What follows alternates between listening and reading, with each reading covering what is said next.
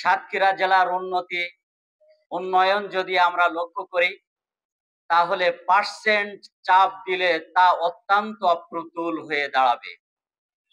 সারা সাতক্ষীরা জেলায় যে পরিমাণ সড়ক আছে তার মাত্র 1/5 পাকা আছে, তা অত্যন্ত সংকীর্ণ এবং ভঙ্গুর অবস্থায় আছে।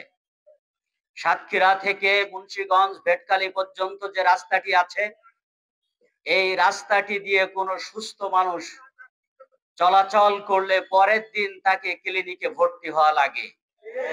কোনো গর্ভবতী মা বোনদেরকে চিকিৎসার জন্য আসলে হসপিটালে আসার আগেই এই বেহাল দশা রাস্তার মাঝপথে তার সন্তান প্রসব হয়ে যায়। এই অবস্থা নিয়ে সাতক্ষীরার জনপ্রতিনিধিবৃন্দ, সাতক্ষীরার সচেতন নাগরিক বৃন্দ বিভিন্ন সময় দাবি জানিয়ে এসেছেন।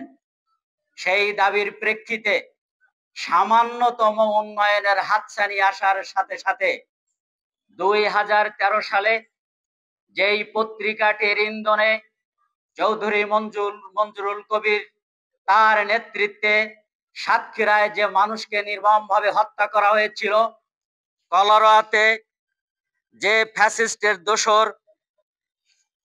ফ্যাসিস্টের দোসরদের শেল্টার দেওয়ার জন্য প্রথম আলো পত্রিকা নিউজ করার কারণে সেখানে সম্প্রীতি বিনষ্ট হয়েছিল করেছে, যা সাতক্ষীরাবাসী অত্যন্ত মর্মাহত হয়েছে, ব্যথিত হয়েছে। আমরা সাতক্ষীরাবাসীর পক্ষ থেকে প্রথম আলোর নিন্দা জানাই, প্রতিবাদ জানাই এবং তাদের শুভবুদ্ধি উদয় হবে আমরা এ প্রত্যাশা করি।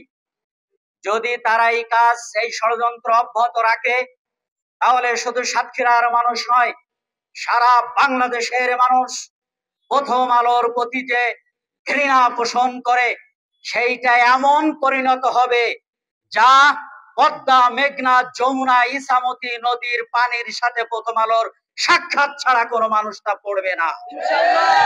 তাই প্রথম আলোর যারা সম্মানিত সাংবাদিক আছেন, যারা সম্পাদনা পরিষদে আছেন, তাদের কাছে আমরা আহ্বান জানাবো, আপনারা আরো সুন্দর করে রিপোর্ট করে শুধু সাতক্ষীরা নয়, বাংলাদেশের উন্নয়নের জন্য ভূমিকা রাখুন। আপনাদের মাসি পিসি তো এখন দেশে নাই, জাগার মাল জাগায় চলে গেছে, আপনারা ক্ষান্ত হচ্ছেন না কেন? সুতরাং আপনাদের কাছে আমরা আহ্বান জানাই, সম্মানিত সাতক্ষীরাবাসী, আমরা শ্রদ্ধেয় জেলা প্রশাসকের মাধ্যমে সরকার বাহাদুরের কাছে আবেদন করতে চাই, সাতক্ষীরা একটি বিশ্ববিদ্যালয় অতীব জরুরি হয়ে গিয়েছে। 24 লক্ষ মানুষের বসবাস, একটি বিশ্ববিদ্যালয় অত্যন্ত প্রয়োজন, যেটার দাবি আমরা স্মারকলিপির মাধ্যমে জানিয়েছি। সাতক্ষীরা একটি বিমানবন্দর প্রয়োজন, এখানে দেশ বিদেশ বিভিন্ন দেশ থেকে মানুষ এসে সুন্দরবন দেখার জন্য, এই পর্যটন কেন্দ্রে আসার জন্য তারা ভিড় জমায়। এজন্য একটি বিমানবন্দর দরকার, একটি সুন্দর পর্যটন কেন্দ্র দরকার। সাতক্ষীরার যে ভোমরা স্থল বন্দর আছে, এই ভোমরা স্থল বন্দরটি আরো উন্নত করা দরকার।